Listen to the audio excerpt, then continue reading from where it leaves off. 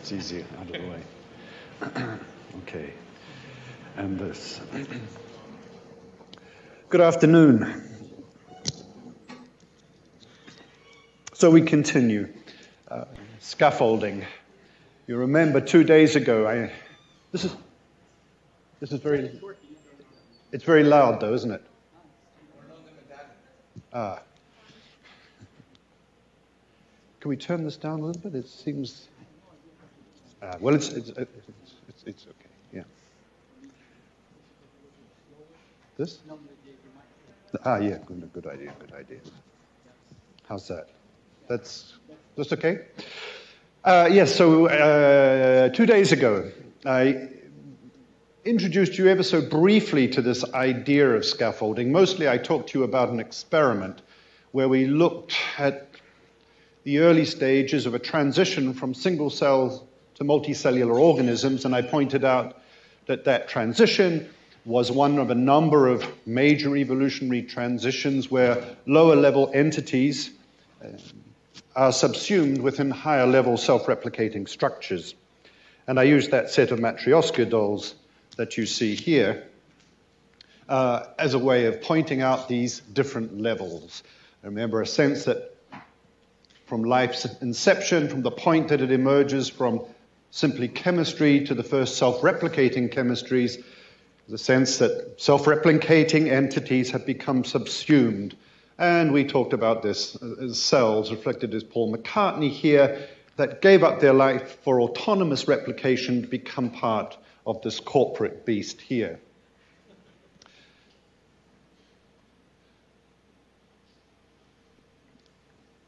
I gave particular emphasis during the experiments to the idea that one of the impediments to the transition, that is the so-called cheating types, could be turned into a solution to the bigger problem, which is how reproduction itself might emerge at the level of collectives. And that's all very specific to this particular experimental system that we work with. It's possible that something similar has happened elsewhere. We've written about that. But in describing that idea, and certainly recognition of the problem that we needed to explain the origin of these Darwinian properties, and particularly reproduction here, I always felt that I'd sold the idea short, that I had failed to find a way of identifying what really matters here. And so this idea of scaffolding has been a return to these ideas and a way of trying to, on one hand, demystify, to simplify, and perhaps see if there is some generality, even recipes that we might invoke as ways of provoking evolutionary transitions.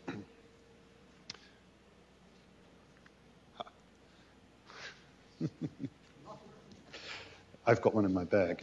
So the focus today, and perhaps you remember that I talked about two kinds of evolutionary transitions: fraternal transitions that come from within. The transition to multicellularity is a fraternal transition. Tomorrow we'll talk about an egalitarian transition and another application of scaffolding. Egalitarian transitions involve the coming together of two different kinds of entities, such as the two bacterial-like entities that gave rise to the eukaryotic cell. And at this stage, I will just delve into my bag. Et voilà. Ça, c'est ici.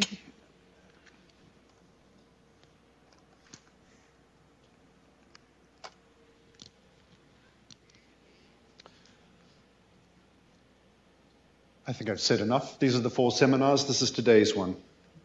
Generalizations from experiments, some general ideas, and some very simple models that I hope serve to demystify. This you saw the other day. This was my attempt to identify what really matters and what needs explaining when we're thinking about the origins of life's hierarchical structure, the origins of biological complexity. It's all about the evolution of individuality, those Darwinian properties that are necessary and sufficient to ensure that entities participate in the process of evolution by natural selection, without which that process, there will never be any life. These properties, as I pointed out, need to be rediscovered at each of these evolutionary transitions. They're typically assumed to be given features not needing evolutionary explanation. I pointed out that that's not the case. They do need explanation. One might argue that variation comes for free, that we don't really need to explain that. And that's sort of true. It is sort of there in the lower levels. But as perhaps you may begin to realize that modes of reproduction affect the relationship between the parent and the offspring, and that affects how variation is partitioned in the environment. So, in the case of the evolution of the multicellular organism that I recounted Tuesday, we saw reproduction through a single-cell bottleneck. That means each individual that emerged was distinctly different. Let's imagine that the adult was a chimera of cells and it reproduced by fission. Variation in the next generation would be very differently distributed among patches. So you might be forgiven for thinking that variation comes for free, and to some extent it does, but it's subtle. It's connected very much with mode of reproduction and mode of heredity. And certainly reproduction and heredity are derived traits require evolutionary explanation. Now, I didn't say anything about this on Tuesday, but I should.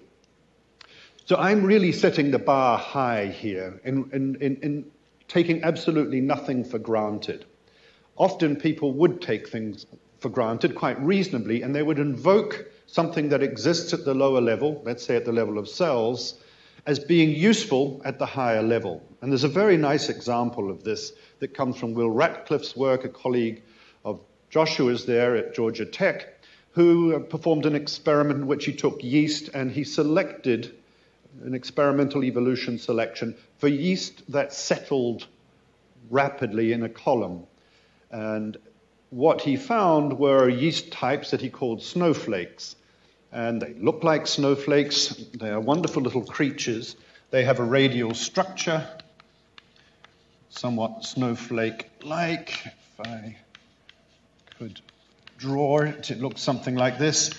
And you can look them up and you can watch these remarkable videos of these things reproducing. So the only thing that they did was select for settling. These clumps of cells settle faster, so they were rewarded.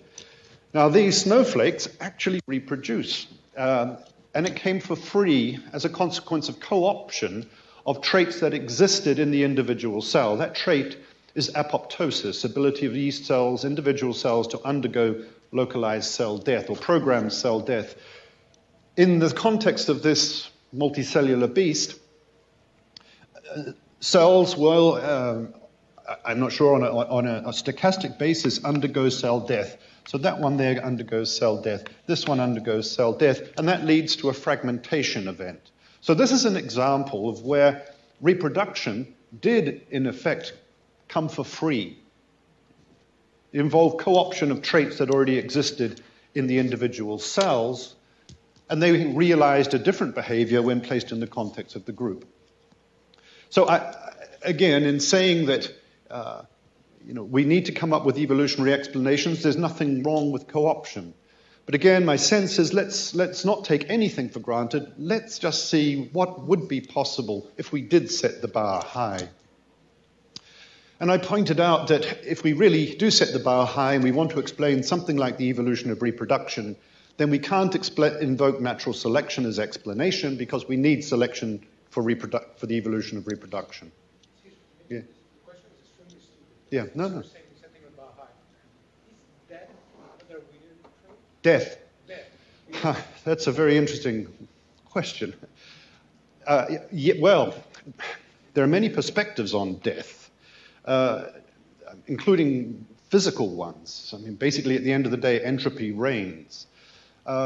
Death, so there's been a lot of interest in, do bacteria, for example, die? So they reproduce, of course, by binary fission. So one cell becomes two, two becomes four. There's no ancestor.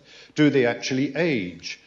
And there is evidence out there that they do age. And then the question comes, well, what is it about them that causes them to age and die? Well, it seems to be asymmetry. The moment you have asymmetry, death seems to be inevitable because proteins eventually degrade and they get localized and not evenly distributed. Once you get to multicellular life, death seems to be an inevitable consequence of the formation of this multicellular body. There is a lot of literature on longevity. So can you prolong the time to death? And you can. The way you do that is simply select for delayed onset of reproduction. So if your government wanted you to live in future generations, it wouldn't affect you. You would have to sacrifice yourselves for an extended period.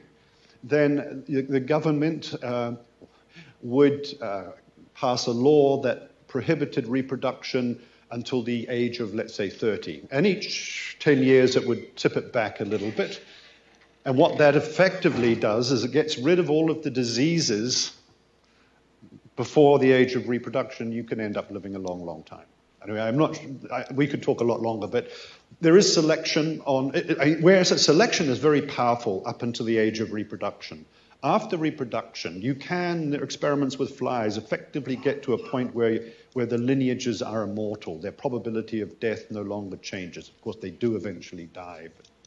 But death and multicellularity are intimately coupled. You get death the moment you get a multicellular life form.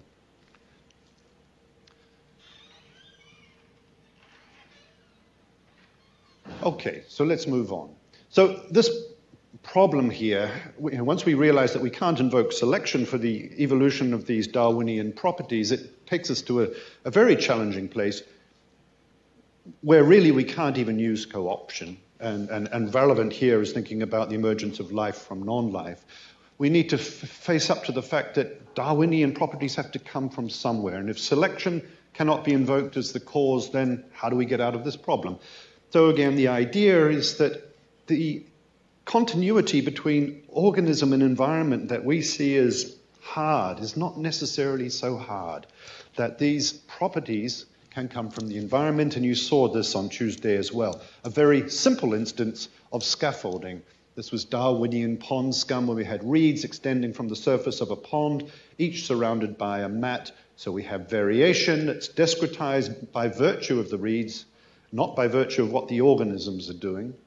That we see from time to time, a death event, and that allows the possibility for a dispersal event, which, for all intents and purposes, looks like reproduction.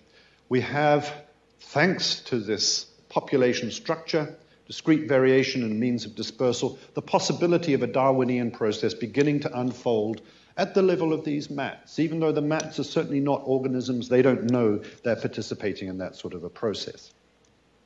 So before I go on, and maybe it's not necessary, but at least it is for Joshua, for any biologists in the audience, I want to make a couple of things very clear. If you're not a biologist, in a way, I just want you to put your fingers in your ears, because there is so much confusion here. So my goal in what follows is to define a minimal set of conditions, a recipe effectively, that would allow a transition in individuality to take place, a way of seeing the evolution of Darwinian characters. Now, there are parallels with models that are well known in evolutionary biology, referred to as group selection and kin selection. Now, the real confusion here is that group selection, I don't even know how to start this without heading to confusion. I've been talking about group selection, where groups are units of selection, where groups leave group-level offspring. In evolutionary biology, it's been common, and it has a long and confusing history, to talk about, to provide an explanation for how traits that are costly to individuals can spread within populations by referring to the interactions of that organism that expresses the costly trait with others within a group. But it does not involve groups begetting groups. Kin selection is a complementary idea that explains how traits that are costly to individuals can spread. In its classic sense, which owes to Haldane, the idea is very simple. If I engage in an act that's costly, let's say I'm inclined to throw myself in danger in order to save you, you, and you, well, that would be simply foolish from a genetic perspective, because Luca and I are not related. But if my daughter was sitting there and I were to save her, of course I sacrifice myself, but she carries half of my genes, and those genes are likely to persist. So that's all good. It's an explanation for cooperation. Cooperation, we talked about cooperation within the contents of those wrinkly spreader mats. Remember, cells that overproduce glues, it's costly to produce those glues. Nonetheless, they are not driven extinct. They succeed by interacting with their neighbors. They trade individual cost for some collective benefit. You can explain that using kin selection, for example, or you could use so-called trait group models, which is the technical term for that process as far as many evolutionary biologists are concerned. So again, you could look at what I'm going to present you, and you will certainly see parallels there, and I will draw attention to them. But my emphasis is not on explaining the evolution of cooperation. In fact, I'm going to take pride in the fact that I will deliver to you a multicellular organism. I will not even invoke cooperation as causal. So these are models for explaining cooperation. What really concerns me is the process, the mechanistic process by which groups are formed and by which groups recur. And that's all about boundaries, how variation is discretized, and about the process of reproduction, how groups recur. The focus is certainly not explaining traits that are costly to individuals. Okay, with that aside, and we could talk more about that if you like, but if you know about trait group models and kin selection, then you will see parallels. My intention is not to reinvent. In fact, what trait group models and kin selection tend not to do, or do not really do at all, they don't do at all, is emphasize how groups are formed and how groups recur. So here is a very simple recipe for scaffolding. All we need is an environment in which resources are patchily distributed and where there is the possibility of dispersal between patches. And here we have a patch in the environment. It contains resources. Here is another patch.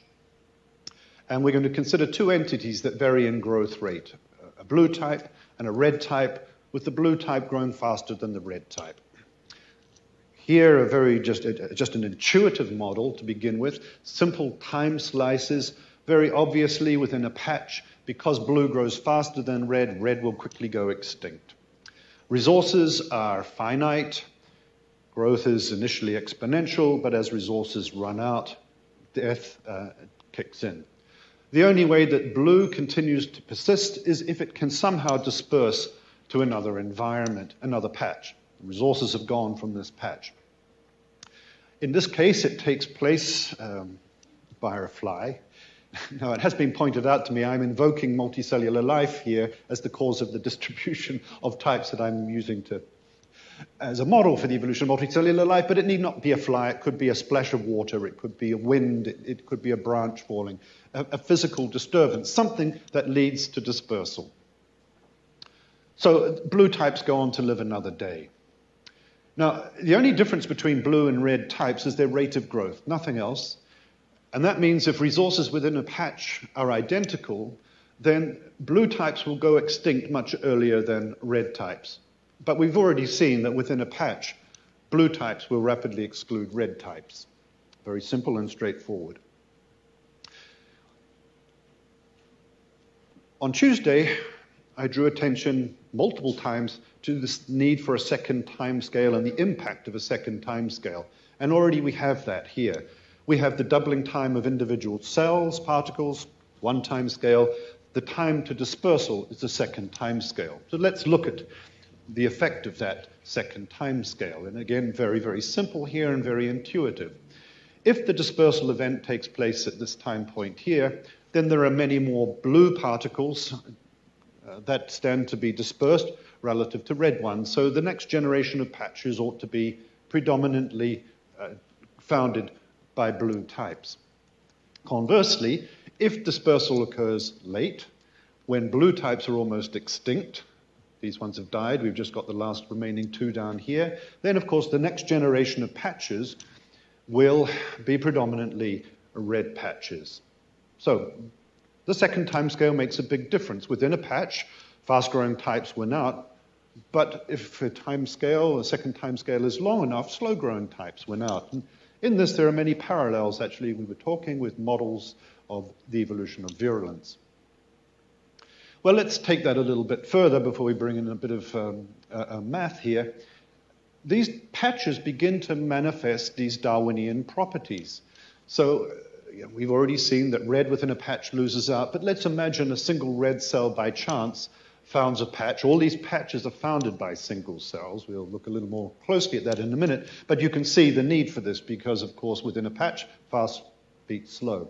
So provided patches are founded by individual cells, then as time proceeds, we stand to see the spread of the slow-growing type.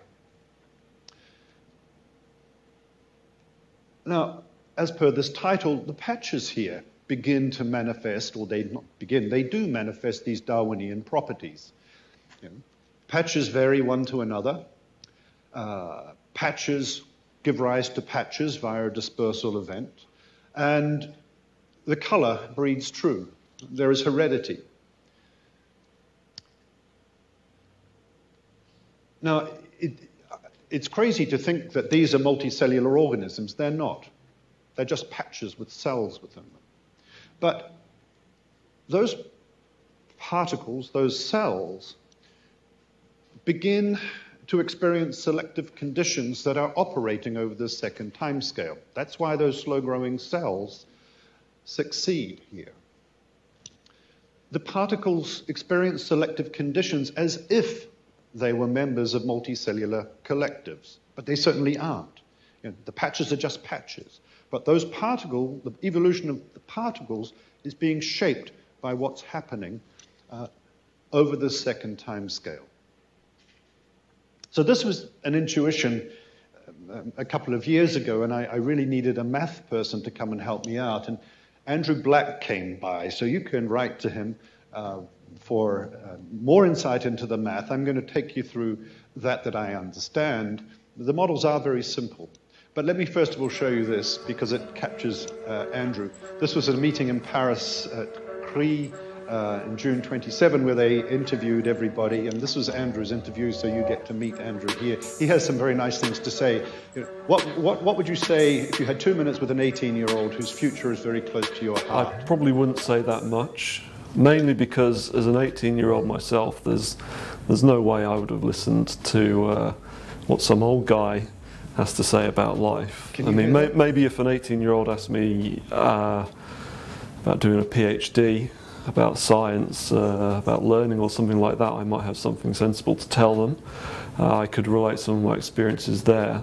But yeah, it's about life in general. I don't think, I would leave that up to them to work it out for themselves, basically. And certainly, any sensible 18-year-old wouldn't be listening to an old guy. I mean, old. How many I'm of you are 18? Old, but, I hope not too many. I might ask them, do they ever think about how they got to where they are in the world? Do they ever think about maybe the role of luck and chance in that? I think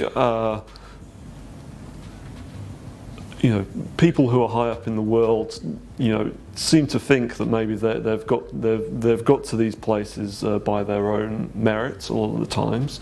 I don't think they necessarily also consider the role that luck and chance has played in them getting to these positions. And maybe if they considered that a little bit more, it might help them make better decisions in life.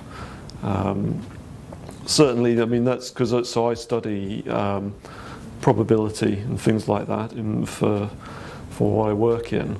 It often makes me think about, probability in the world as it is, and yeah, the amount of randomness out there that affects our lives.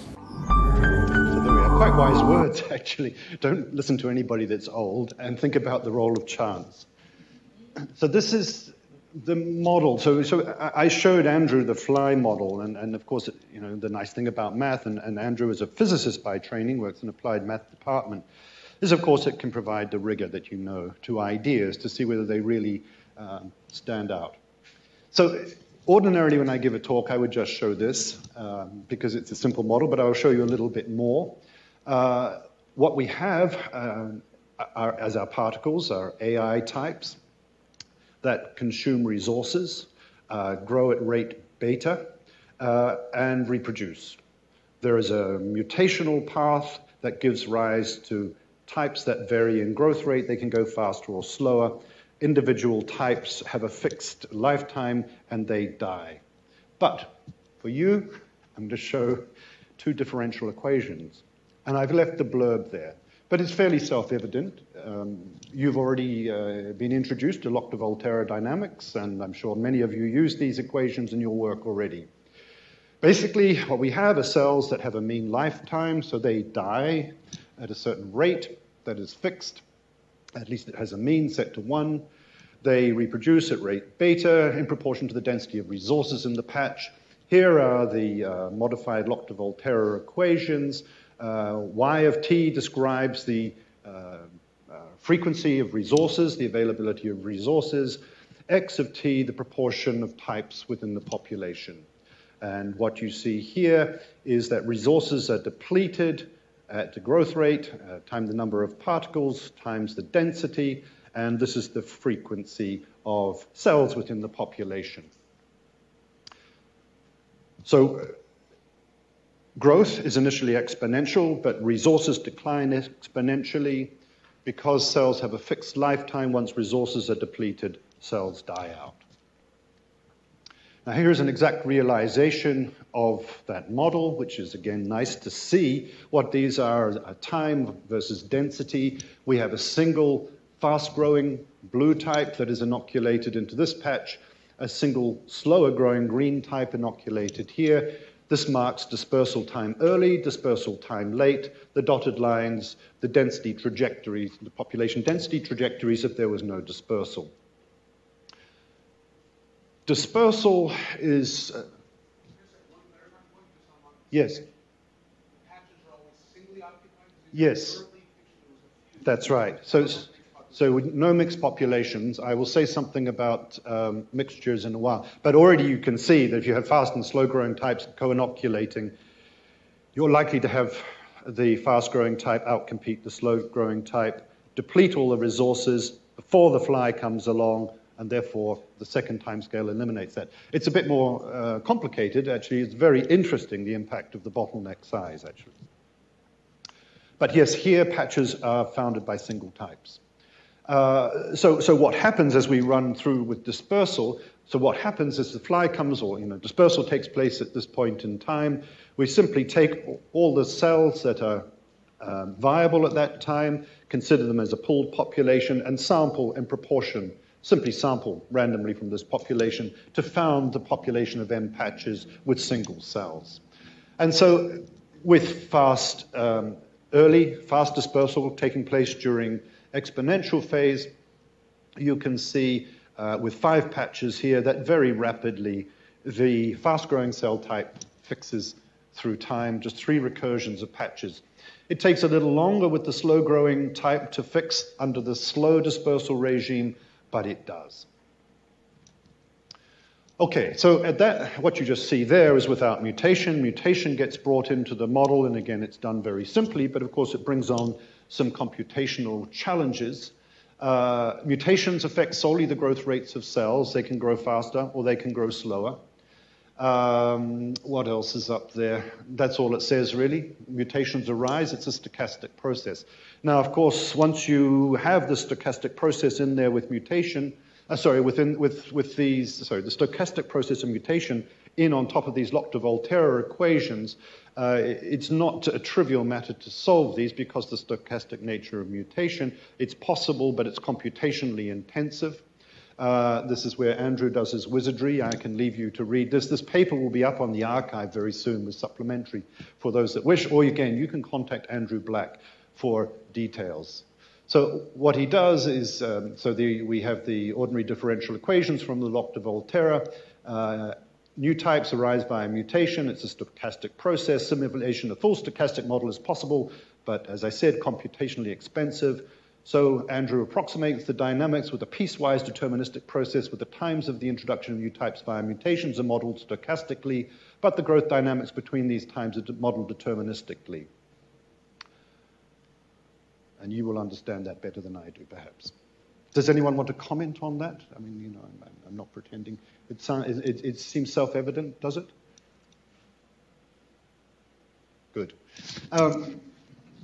So there's one other thing that we can do here, which is nice, that makes this whole thing computationally much more tractable, and that is we can simplify, because of the dynamics within patches, the mutational process. So what you see down here is the proportion of type A, which is growing exponentially and then decaying, dying exponentially, and these stars indicate the timing of the arrival of mutations throughout that growth period there. Now, because of the exponential nature of growth, the chance that any of these mutations have of increasing in frequency to a detectable level such that they're going to influence what happens at the next generation of patches is minimal. So what we do is just take the first two mutations, and what you see here is the increase in, so two early mutations. One increases to this stage during the growth of the patch, cells within the patch, this one to a detectable but barely detectable level. So we simply take two mutations. We don't allow mutants to give rise to other mutants within patches. And again, this makes the computation much less intensive. And well, what I'll show you next is what I think is just beautiful.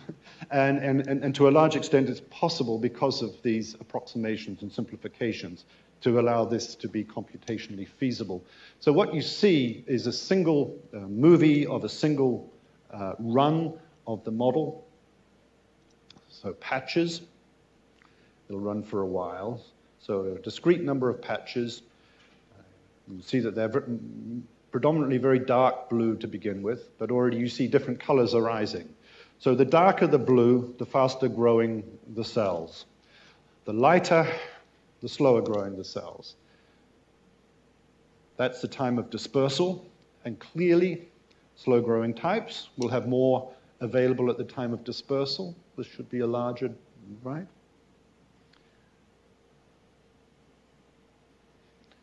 So this is evolution by natural selection taking place at the level of patches, and what you're seeing are the consequences of that second time scale on the dynamics of cells. I find it utterly beautiful. No, the time of dispersal here is slow. It's not changing, it's fixed. Okay, so just a mutation. Yet the only thing that's happening here is mutations are arising that are affecting growth rate, and that's realized in different colors. So the lighter the color, the slower the growing types. You will see within patches, dark blue colors will arise. Well, that's not so dark, but within a patch, fast-growing types win. But, of course, fast-growing types deplete resources, so they lose out thanks to that second time scale. And so that continues on. You get the sense of that.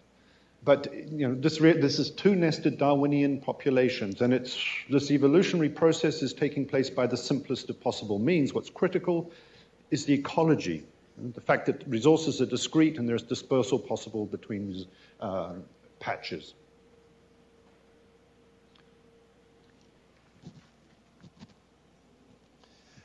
This is the same data, but because of the model, because it is mechanistic, what we can do is follow the genealogical connections between patches.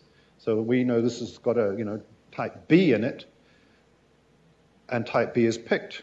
We can identify the new patch that is founded by type B. So there really are genealogical connections between patches. This really is an evolutionary process that's playing out at the level of collectives, with particles being unwitting players in this process. The evolutionary trajectory of particles is being totally influenced by what's happening over the second time scale. And at the end, I'll draw attention to parallels between these sorts of timescales and what I referred to on Tuesday with levels of selection and shifts and all sorts of things. So you can see this is the patch size and color at the time of dispersal. So it starts out dark blue, fast-growing cells. You can see patches are getting lighter in blue. And moreover, you can see that this set of patches coalesces back down here. We don't need to let that run.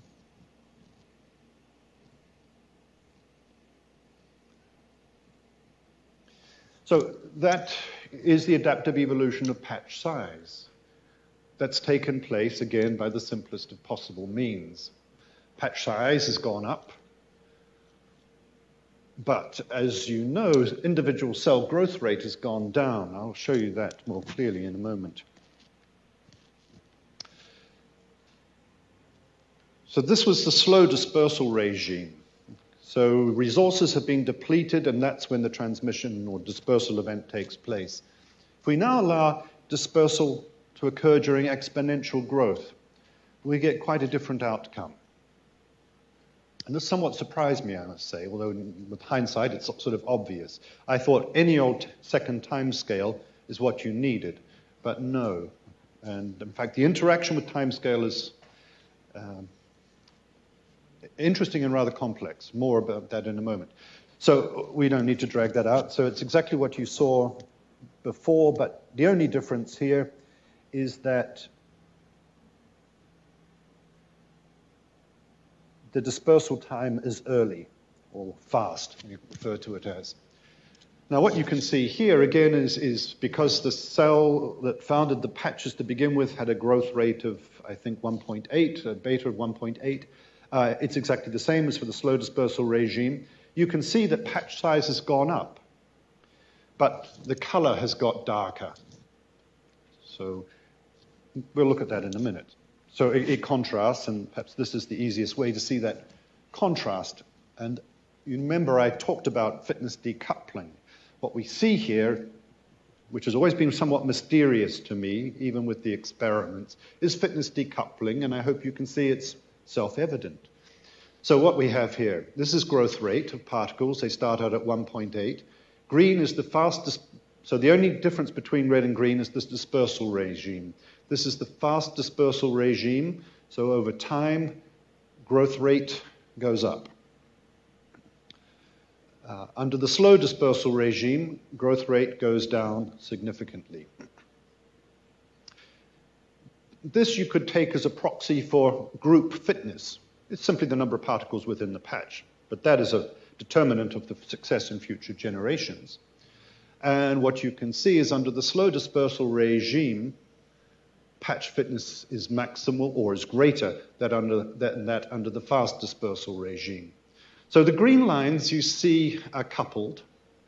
And that, if you do remember back to Tuesday, is what we had when we had that mat-to-mat treatment. One mat went through a sticky cell mat through a single sticky cell mat. Mat fitness went up, so did single cell fitness. So fitness there is coupled. There's nothing terribly magical about that. What, at least to begin with, seems counterintuitive is the fact that groups, collectives, patches get more fit, despite the fact that the cells occupying those patches, their fitness has decreased. But again, when you look at it like this, hopefully you see there's nothing mysterious. It's the impact of the second time scale, which is determining the trajectory of the particle fitness here. And that's exactly what happened in our Pseudomonas experiments. Increasingly, as this process goes on, particle fitness, cell fitness, aligns with collective level fitness. That's how it is within you and I. But when evolutionary transitions start, where we have free living cells, there is a sense of this decoupling. These cells, gave up their autonomous right to reproduction to replicate as part of a collective. But they didn't want to do that. Selection simply punished, if you like, those patches that have fast-growing types in them under the slow dispersal regime because they've used all the resources, and therefore there is nothing available for dispersal.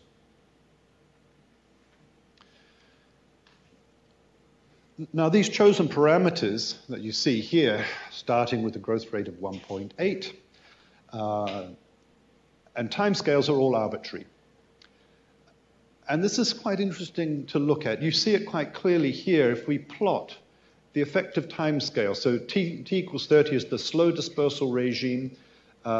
This is the fast dispersal regime, and this is an intermediate dispersal regime, plotted against population density within a patch and growth rate.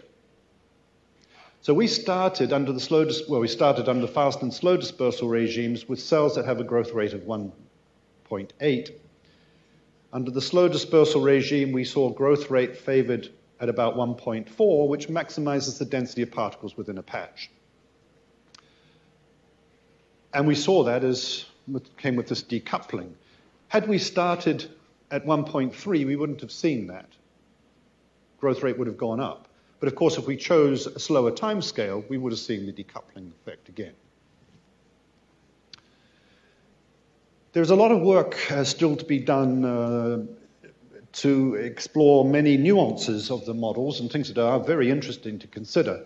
And this is involved, though, building more complex models that allow us to get at the mechanistic basis. But just one finding that actually does use our simple model, and that is to alter the timing of the dispersal regime. How robust are these findings to asynchronicity in dispersal? So what I showed you before, timing of dispersal is fixed. Well, surprisingly, they are fairly robust.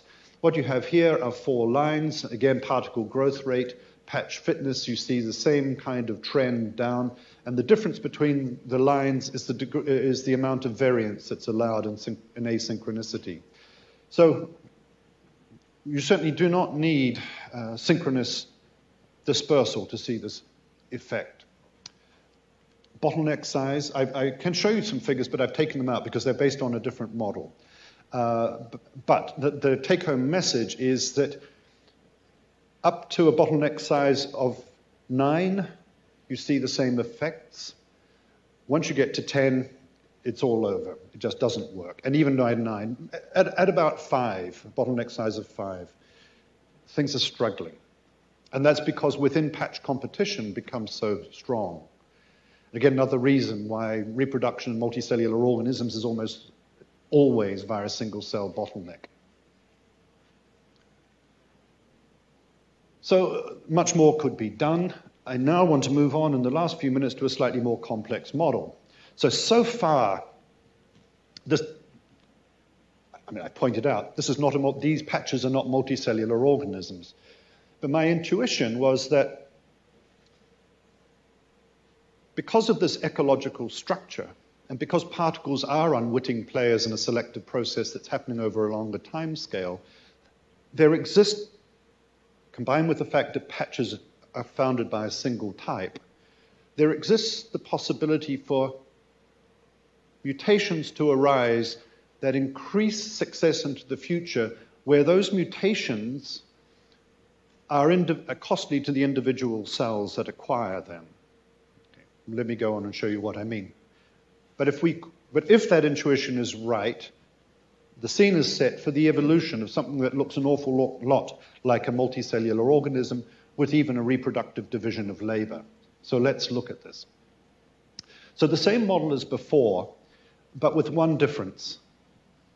At a particular rate, Q, a new cell type emerges, B cells. We call this the AB model. B cells, just like A cells, consume resources and they die. The big difference, though, between B cells and A cells is B cells, B particles, are never dispersed. So B particles are a complete waste of time.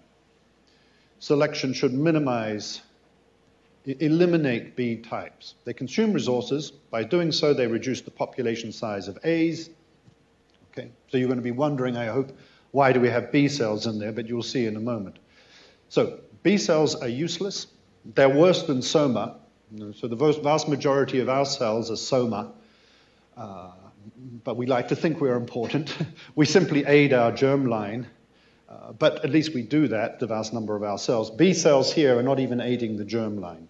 You could think of A cells, because they can be dispersed, as a kind of germline. So what happens? Same as you've seen before. We start off with patches founded by cells that have a growth rate beta of 1.8. They experience a fast dispersal regime, a slow dispersal regime, which results in reduction of growth rate under slow, increase in fast, increase in patch size under the slow dispersal regime. This is the rate at which B cells are being produced. So what we're thinking of here is a kind of a stochastic switch. So we have A types that are giving rise to A types, and that process is going on. And from time to time, one of these A's will switch into a B type. And so what Q is the rate at which these cells arise. Be like an epigenetic mechanism, as we see in some of our other experiments. So it's a rate at which B cells are being produced. And what you see is, as you would expect, production of B cells, the rate of B cell production rapidly declines. Why it exactly goes up to begin with, I forget. I think it's because during the initial phase where there's colonization of patches from a single cell, it allows the possibility of B cells to increase. But the take-home message is the rate at which B cells are produced is effectively zero under both the fast dispersal and the slow dispersal regime, because producing B cells simply decreases the number of A cells available for dispersal. Okay, so what this now says is let's allow the possibility that B aids dispersal. So here it would take on a significance of somewhat analogous to Soma, or it could provision resources for a future generation. This would be like a seed that takes away the need for resources to be present in that next patch, because it goes with the next generation.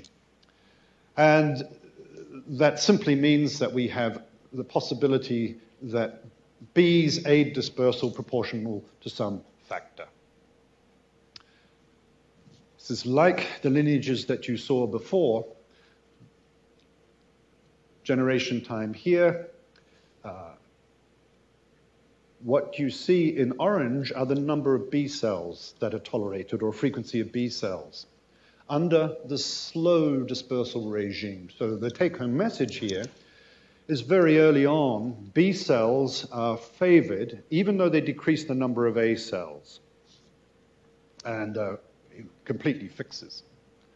The rate of reproduction of bees is the same? Yes, that doesn't change. That's fixed, yeah. But the more B cells there are, the more resources they consume. And the benefit the benefit to A cells increases in proportion to the number of B cells that are present, but at the same time, too many B cells mean there are few A cells. So there is certainly a cost of carrying them. Switch this to the fast dispersal regime, and B cells are never tolerated, even if we allow a very significant additional benefit to the B cells. So we see this summarized here. The average population dynamics, what you've seen here before, the growth rate of particles, patch fitness, and what you can see here is the rate at which B cells are produced. And B cell production significantly increases patch fitness. Now, again, this is not a multicellular organism. These are patches. On the other hand, these patches now, these populations that are inhabiting these patches show what is, in fact, a reproductive division of labor. There are cell types that are never being transmitted. They're an evolutionary dead end. So individually, from an individual perspective, those mutations are highly maladaptive that cause B cells. I mean, you can't explain B cell evolution by invoking elevated fitness of B cells. The benefit is coming at the level of the patch. These are adaptations, or an adaptation that has emerged at the level of the patch. The scaffolding has set the scene for the evolution of this kind of behavior. So these Darwinian properties can be exogenously determined. We saw the experiment showing that yesterday, or on Tuesday. And here we see it treated mathematically. Particles can become unwitting players in a selective process that takes place over a longer time scale. That longer time scale here coincides with discretely packaged variation, and it defines a new organizational level at which selection acts. I put in the next two slides from Tuesday to draw some comparisons between what we've seen here and the jargon I used on Tuesday. What we see is that the lower level entities, these cells, they come to align their reproductive fate with that of the long time scale, or they simply face extinction. So that second time scale has a big effect. And there is certainly scope for properties to evolve such that they become endogenously determined features of the organisms. And the next step here that one would love to see are the evolution of boundaries. The evolution of discreteness is something that's not really being considered. The benefits of discreteness are immense, because when variation is discretely packaged, selection sees it. If selection sees it, it amplifies it. So from yesterday, I talked about levels of selection, shifts in levels of selection, decoupling, major evolutionary transitions. You can look at all of these through the language that or the mechanistic models that I presented today. We see that we could look at these different hierarchical levels as just different timescales that coincided with discretely packaged variation. Certainly, this gives rise to the notion that lower level entities become subsumed within higher level self-replicating structures. This, as I said on Tuesday, always puzzles me. When this happens, selection shifts. Well, what we see here is a new timescale manifests with Darwinian properties, and indeed, selection becomes particularly potent over that second timescale. It holds the faster timescale to account for what's happening over the longer timescale. Things that grow very rapidly deplete resources, or a pathogen that kills its host before transmission loses out over the longer time scale.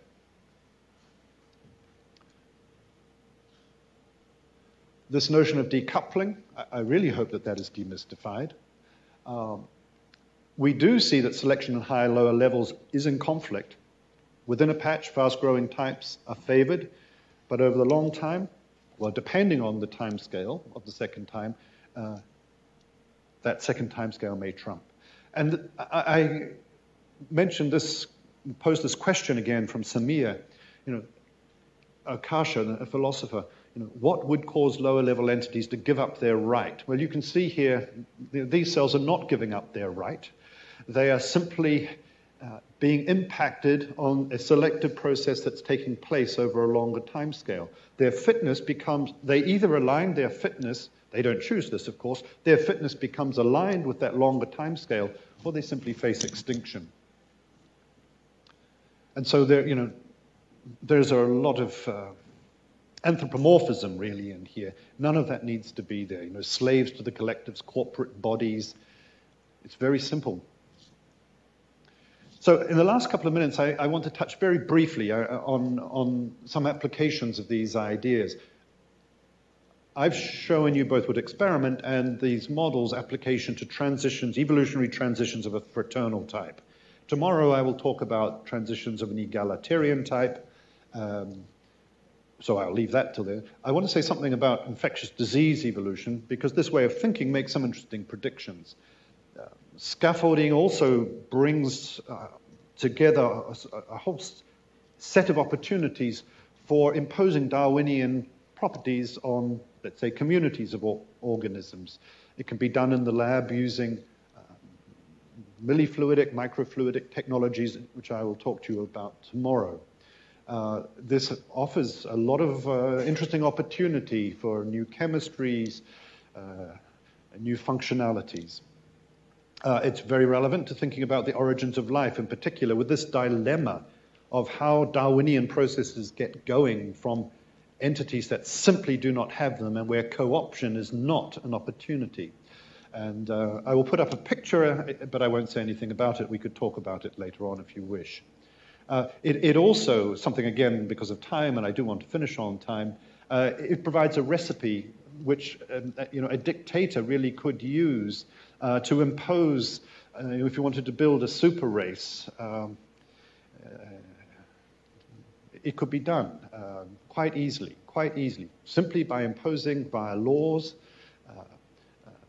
Darwinian properties on us and our interactions with an artificial intelligence device. It wouldn't be at all difficult. In fact, it could even occur without us realizing it. But I'm sure we wouldn't like to see the effect, because future generations would be held to what's happening at a selective process above us. It may build a super organism, but the ethics of that, yeah. So I'm just going to, these are droplets. You're going to see these tomorrow. These offer opportunities to scaffold. We can put communities in droplets. We can split droplets, reproduce. We can do lots of cool things. So pathogens, I do want to say something about in concluding. So certain pathogen populations definitely experience the kind of scaffolding conditions that I've outlined in the models today. Those pathogens that, well, for a start, are discrete in the environment, discrete by virtue of the fact that they are within bodies that are, we're simply bags, but we make sure that the pathogens are discrete. And it's particularly relevant to those pathogens that would then transmit through a single-cell bottleneck. So good examples of that are the HIV, but there are a number of other pathogens that go through single-cell bottlenecks. And what this way of thinking would predict is that organisms that are discrete, that go through single-cell bottlenecks, experience selective conditions where the particles are unwitting players, where we ought to see, given enough time, evolution of reproductive divisions of labor. I'll show you one example from Salmonella in a moment, but when I first talked about this a couple of years ago, Mark Lipsitch came up to me and said, well, HIV is a good example. So HIV goes through a single-cell bottleneck, and there is increasing realization of the possibility that it does, in fact, exist in two different forms or different states. A compelling suggestion of this is the fact that despite this extremely high rate of within-host evolution, the transmission event that leads to the next infection is not from a HIV virus from the tips of the trees, the most recent types. It's most similar to the virus that originally infected the person maybe 10 years ago. So it suggests that there is something, some sort of latent form of HIV, maybe some sort of reproductive division of labor. And you think about things like rabies too. I wouldn't mind betting that, well, rabies particles within an infected dog, for example, are not all equally likely to be transmitted. Those in the saliva are. What about those that are affecting behavior, perhaps colonizing the central nervous system? Is there actually some, in the life history of these pathogens, a reproductive division of labor? Here's a nice example in Salmonella, the foodborne pathogen. This is a macrophage. Salmonella can switch via an epigenetic mechanism between two cell types. I have them here as large and small, but one small cell type can enter into macrophages. It reproduces in macrophages. It stimulates the inflammatory response, which means food in the gut for the bacteria that are outside of it. These cells on the outside benefit from that. The ones inside of the macrophages never escape. So, from whatever perspective you look at it, this looks an awful lot like a reproductive division of labor. There are cells here that are playing the role of soma. They are an evolutionary dead end. Their fitness is zero, but the conspecifics seem to benefit from this and take that behavior on into the future.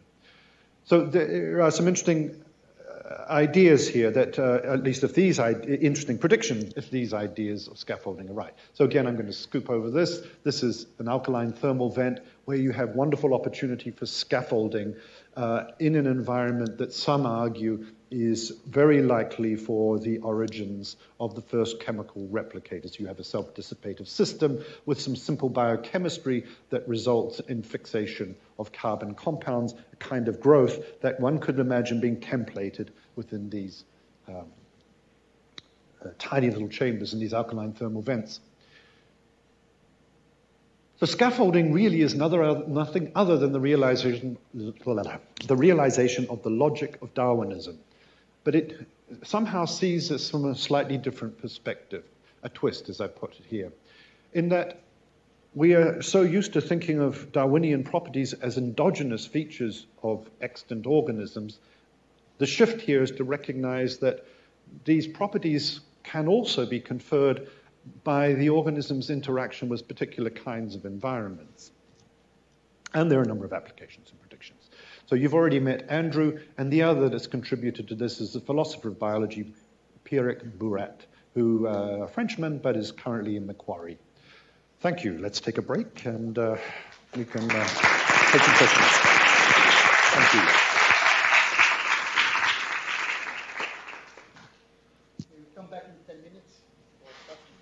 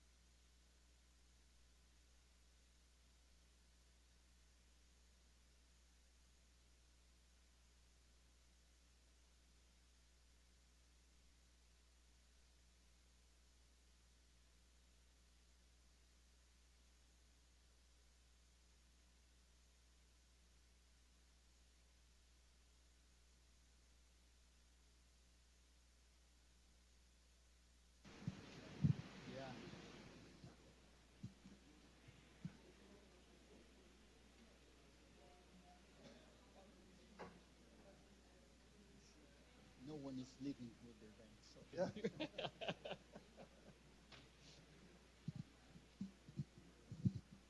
Okay, so questions for Paul?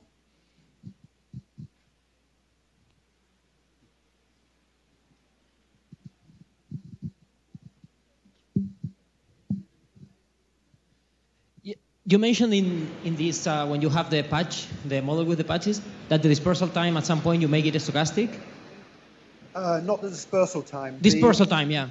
No, yes, So exactly. I was wondering whether when you have stochastic dispersal times, you may get inter-patch coexistence, basically, of fast growers and slow growers. Yes, so we haven't taken that apart to see what's going on there. But in that, what I showed you there was still only allowing new patches to be founded by single cells, but for sure you are getting, I don't like being videoed anyway, so so you're wondering if you get mixed?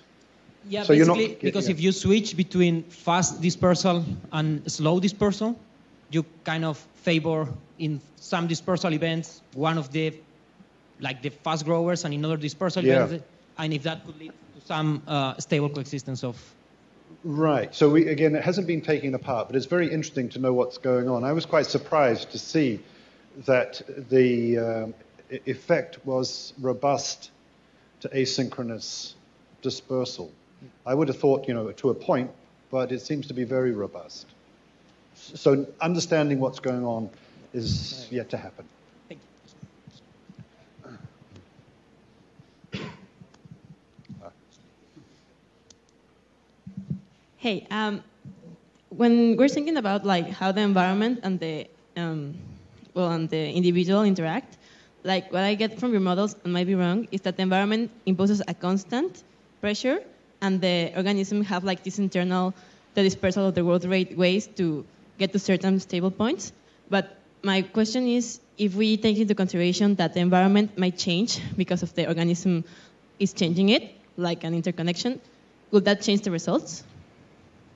Yes, so I think very often we don't think of the environment as something that changes, even though, of course, we know that organisms alter their environment and niche construction and all of that. So a standard population genetic approach to an ecological model like this wouldn't consider resources and the fact that the organisms are depleting their resources, and that has consequences for the demography.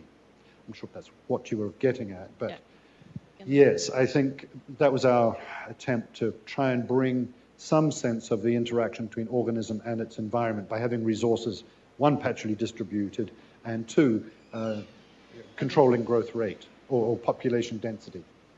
Okay, thanks.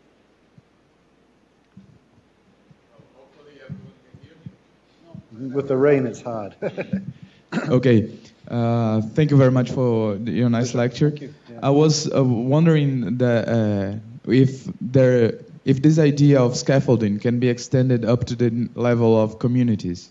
If you can have in some sense or in some situations the evolution of community. Definitely. So that's tomorrow's lecture. Yeah. Thank you. So thank you. Yes, you can put communities inside droplets or in test tubes, and you can, through manipulations in the lab, endow them with those same Darwinian properties. So you could build sort of synthetic organisms. Well, tomorrow's lecture. Yeah. One day. It's because you're sitting. Can we put in this model interaction between cells, gradient of interaction, turn on and off, and I think we will change in eukaryote cells. Interaction is very, very important, but in very simple cells, I don't know how if your model is better than this one. Well, so again, tomorrow, when I'm looking at the evolution of communities, that's all about the evolution of interactions. And the interactions that evolve are the substance of heredity, I will argue. So one could definitely, well, in thinking about egalitarian transitions, the interaction is everything. I guess you could build in, chemical gradients and so on into these.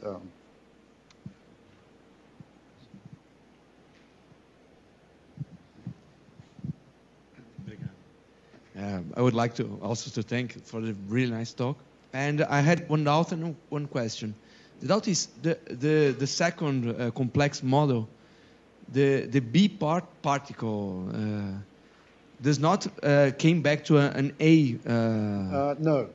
But I understood in the pathway that in the lineage that when orange became a green. This is the doubt. Then I have one question. What's heritable is it's the A cell. So every A cell has the capacity to give rise to B cells, and the rate of B cell production evolves. So what is transmitted is an A cell which has in its genome the capacity to produce B cells at a particular rate. So A's are continually producing B cells at a given rate. So in one patch, you have the A cell and lots of B cells. That's right, okay. And that's what's being. Selection is optimizing that. That's okay. right. Yeah. Now, may I do the question? Yeah. That was one doubt. Okay. Yeah. The question is that in all your talk, I remember the idea of resonance. 2 times and one external time imposing things to an internal time. And there is this nice equation of the amplitude of the resonance effect. So you change the forced frequency and you see that sometimes, the resonance occurs. Did you try to do a kind of mean field, expliciting, putting the external time and trying to see this resonance effect? I mean, certainly I haven't. Andrew has not talked to me about that, but you could drop him a note and see. You should ask him. Yeah.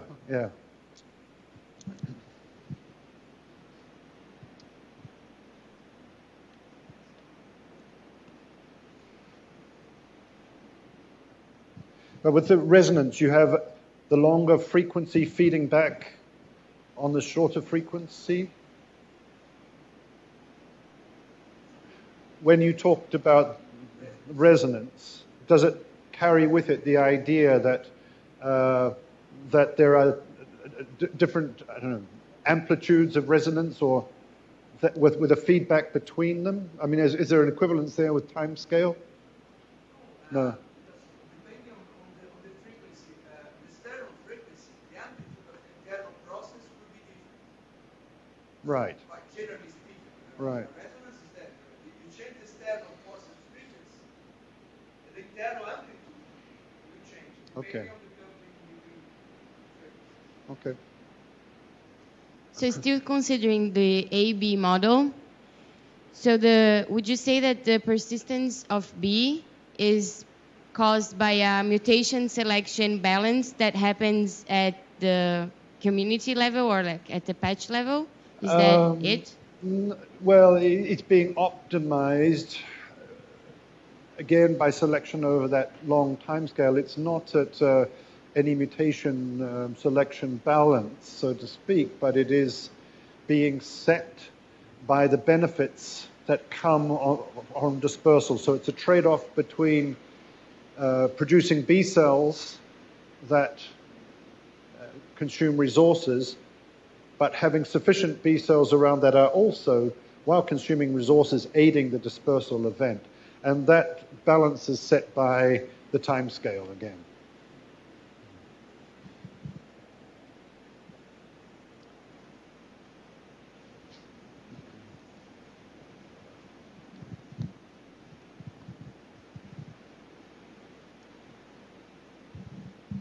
I apologize for having not quite thought through this question, so maybe it's a little bit out of left field.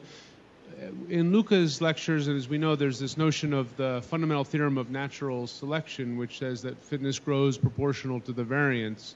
And now you have 2 scales and 2 potential intra-patch fitness and between-patch fitness, and it seems like there would be a notion of between-patch fitness here. And I've Yeah. just wondered if you've thought a little bit about whether, if you get looking at that other scale, do you at least recover some of the ingredients that you would lose when you look at the intracellular scale, where clearly fitness goes down, and that you tantalizingly showed it go up. Or I don't know if it strictly holds, but if you've thought about that at all. Yeah, well, I'd be interested, maybe that's a good question to open up. So you certainly have between patch dynamics. I mean, that's the birth-death process that's taking place, consequent on the activities of the individual cells, their resources. The fact that the growth rate of cells goes down over the long dispersal regime, as I pointed out, that's completely arbitrary. It depends where you start from. And of course, I see a perspective, someone could easily say, well, look, Rainey, it goes down, but what's happened is over the long term, you need to think over the long term. Actually, that type has maximized its fitness because it's long-term. So all those perspectives. But I'm not really sure if that's contributing anything useful to what you are thinking about. So you're particularly interested in the relationship between variance at the level of patches versus cell. No, I'm just thinking about the variance level of patches and the fitness at the level of patches, and at what point. I mean, maybe it's just intrinsic to the system because you're making the point that the patch is really the level at which Darwinian evolution is happening. So I guess I would expect that in situation where you have a lot of variance, you also would see faster adaptation. At the level of patches. Correct. Well, that's interesting. I don't know. Again, I hadn't thought through it enough, so I apologize for this sort of half. Yeah. Well, one thing that puzzles me is the speed of response that you get, selective response, over a longer time scale with such a small number of entities. So, I mean, if you think back to the experiments, we only had 120 individuals in our experiment. You would laugh me out of the room if I said I'm going to do a Lenski experiment where a population size is going to be limited to 120 individuals, because there simply isn't enough variance there. I mean, it's going to take a hell of a long time to see anything. But 120 individuals, lineages, is sufficient to see a striking response. Now, I'm not sure if that's somehow connected to what I do feel there is something we don't generally understand about the consequences of selection at the second timescale for the basic parameters the basic parameters don't seem to make sense to me. Population size, generation time. I know there are many individual cell generations in that time, but we go through bottlenecks. So 120 individuals go through bottlenecks each time. There just shouldn't be anything going on. And I think it's tied up, though, with the second timescale and the fact that there is all this wandering, that genetic drift, I think, gets to play a much more significant role. Yeah. Maybe I'll ask another different, if it's okay, distinct half-baked question, which is that we chatted a little bit at the break. This imposition from the outside of the second timescale seems very important. Because if the fast-growing types, if they got very abundant and then they dispersed before the slow-growing types, that would seem to break that's right. or this disconnect between the benefit of being the group and the benefit of the cells. That's right. And so how fragile is it? Meaning, if you allowed even occasionally the fast growers to double up, does any little bit of, and I guess this is because from this world, you just want to know, is this a singular limit of a model where as soon as we add a little bit of the fast growers hopping before the slow, will that break the model, or will that make it still robust? We still see the group. Be still robust because of the feedback and that comes through that second timescale, and the fact that second timescale holds the cells to account for the good, to quote Van Valen, and to abuse this, for the good and the bad they do. So if you get some fast growers escaping, in the case of infectious disease evolution, of course, kills the host. But of course, if there is no possibility for transmission, then that fast-growing type doesn't prosper.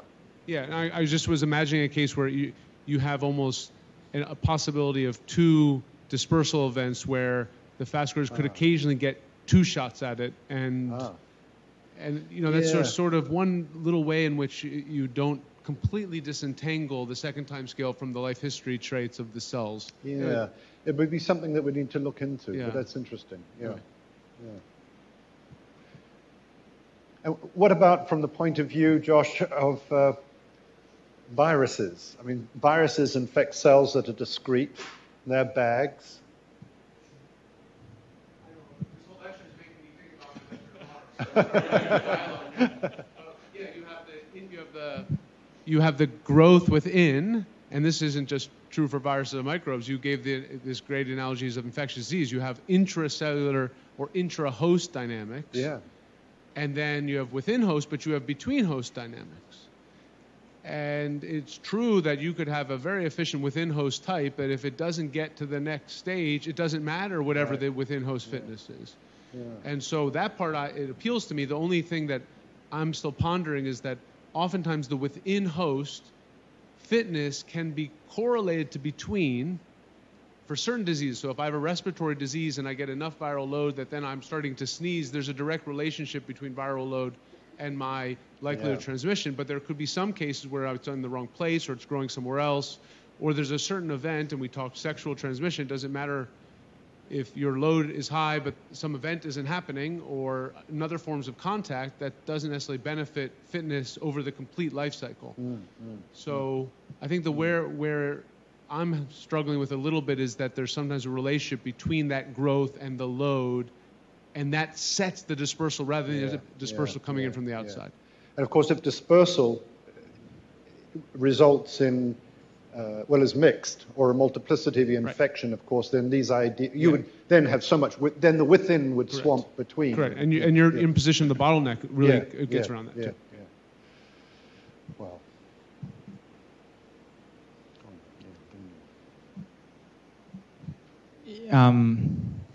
So, I mean, you started the lecture talking about several hierarchical structures which have happened in life, right? So, how would you extrapolate to another level? You know, here we came from individuals to groups.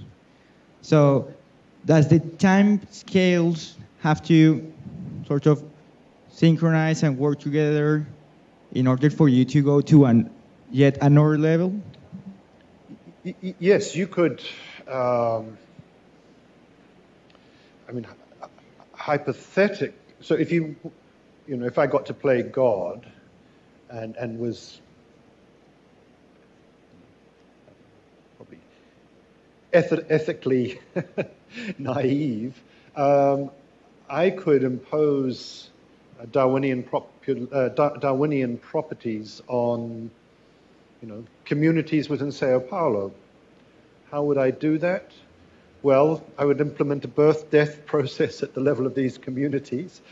Communities would be held to account on the basis of something that they were doing, and you would have communities giving rise to community-level offspring. Now, ethically, that's, but that's, some religious groups fulfill to some extent some of these criteria in the past.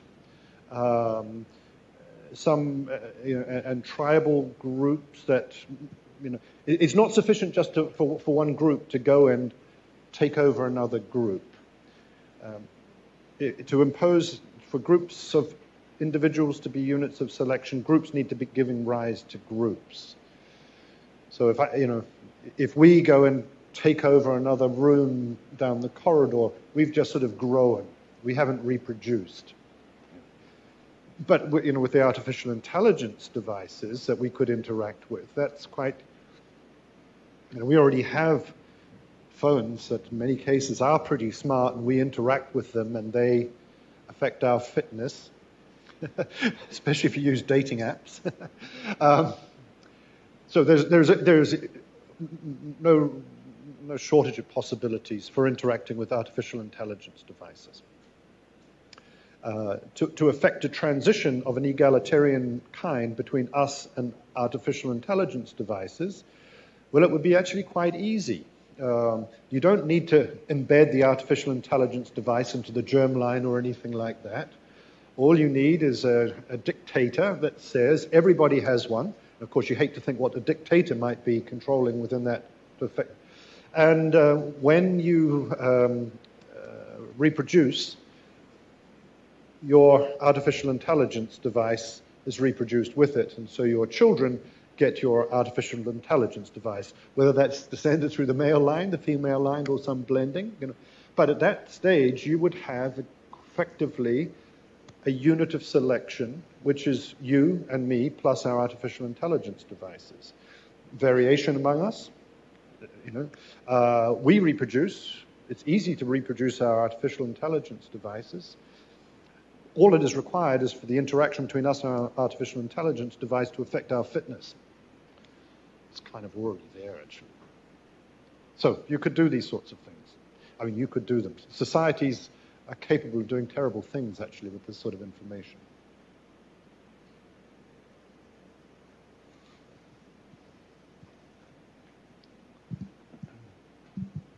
And now I was wondering, are memes a thing in this scenario of shifts in evolutionary properties?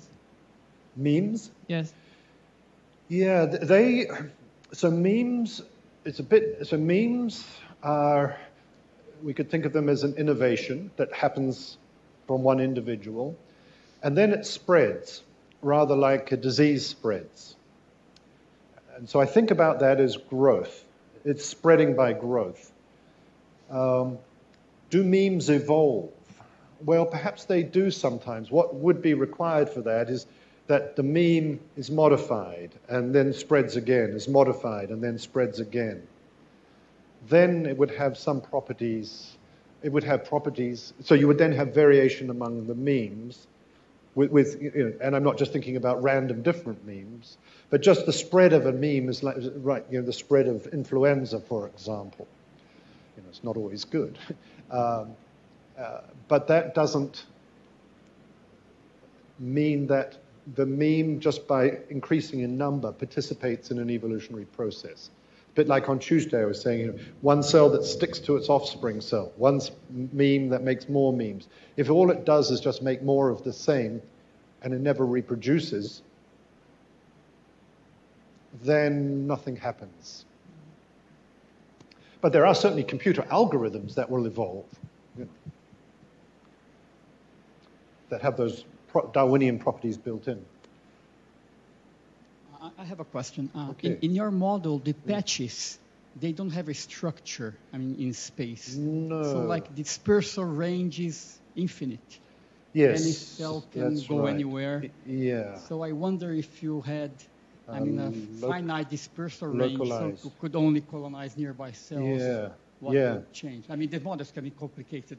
That's right, but that would be interesting. You certainly would have another dynamic. Yeah, at that stage, cells could go anywhere. But yes, it would be interesting to explore. All right. Okay, so let's thank Paul again. Thank you for your, no pleasure. Thank you.